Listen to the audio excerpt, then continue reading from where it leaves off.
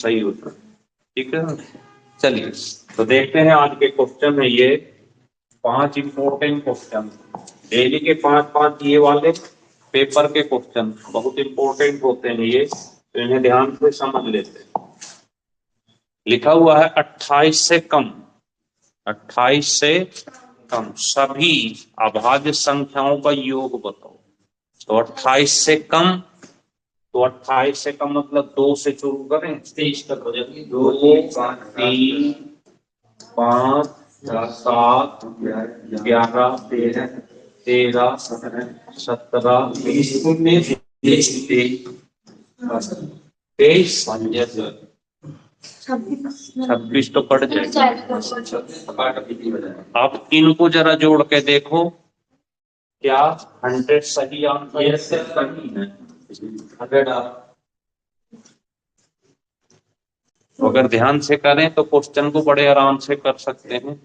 एक जो होता है वो यूनिक नंबर होता है, एक यूनिक नंबर है जिसे इसमें नहीं जोड़ते। पहली अभाज्य संख्या 2 होती है।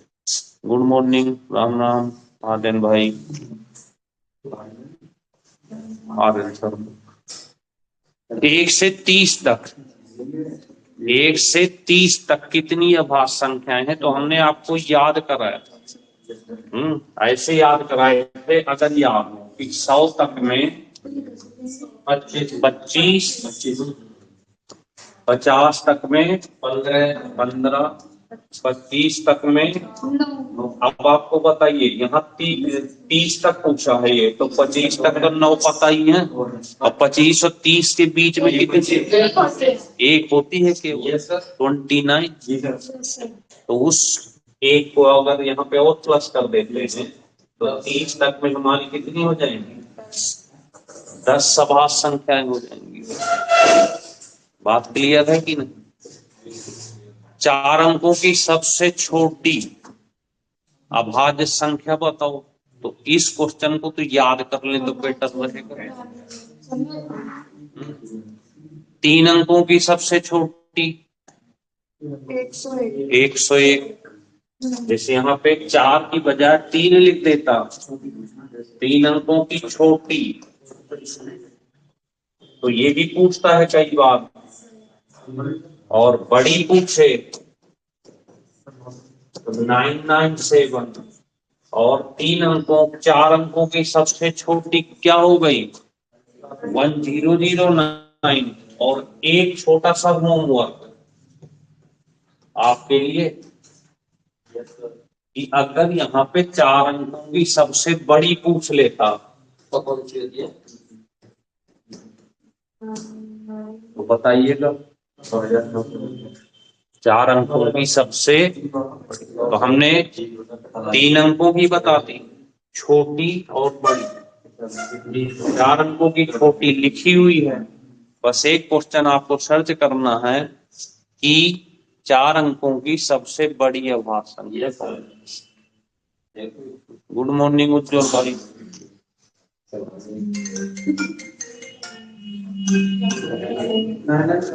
क्लियर हो गई बात? चल आगे लिखा है 2000 के कितने धनात्मक गुणनखंड होंगे? 2000 के कितने धनात्मक गुणनखंड? अब आपको क्या करना है, इस 2000 को फैक्टर कर लें। तो देखो 2 दूनी 4 दूनी 8 दूनी 16।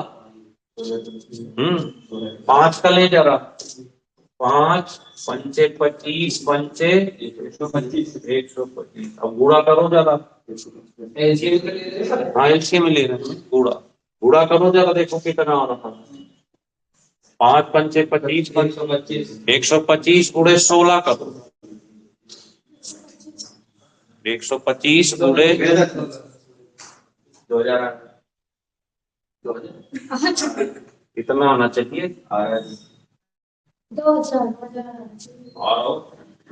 125 गुणे, देखो 125 दूनी 250, 250 दूनी 500 दूनी 1000 तो नहीं, ध्यान से समझना, बहुत इंपॉर्टेंट। और ये सब 20 गुणनफल कैसे हैं? कहाँ 20? अभी आप बता रहे हैं। अच्छा, यहाँ तक समझ में आई बात? अब आपको क्या करना है, ध्यान से समझना है, SI के लिए बहुत इंपॉर्टेंट क्वेश्चन होता है ये। अब आप देखो प्रिंस भाई, 2 के कितने फैक्टर बने? 4। इसको लिखते हैं ना 2 की पावर 4, 5 और 5 की पावर 3। यहाँ तक कोई दिक्कत नहीं किसी को? कोई दिक्कत किसी को?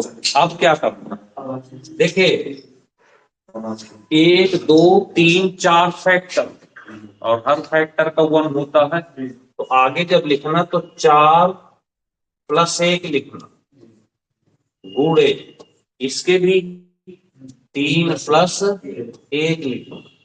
अब देखो 4 और 1 और 3 और 1 और गुणा कर देंगे तो आंसर,